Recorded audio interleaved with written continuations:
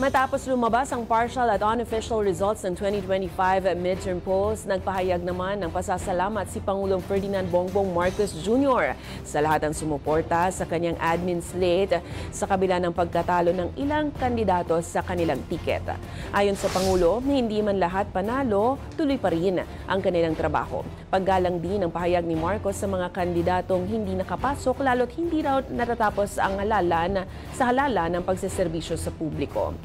Umapela rin ang Pangulo sa mga nanalong kandidato na kahit anong partido na makiisa sa gobyerno para sa matinong pamamalakad.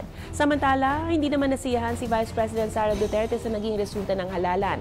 Ayon sa kanya, 5 lang ang nakapasok sa kanyang inendorso na Duterte candidates. Kasama dyan sina Bongo, Bato de la Rosa, Amy Marcos, Sagi Party List Representative Rodanto Marcoleta at Las Piñas Representative Camille Villar. Nagpasalamat naman si VP Sara sa mga sumusuporta sa kanilang ikinakampanya.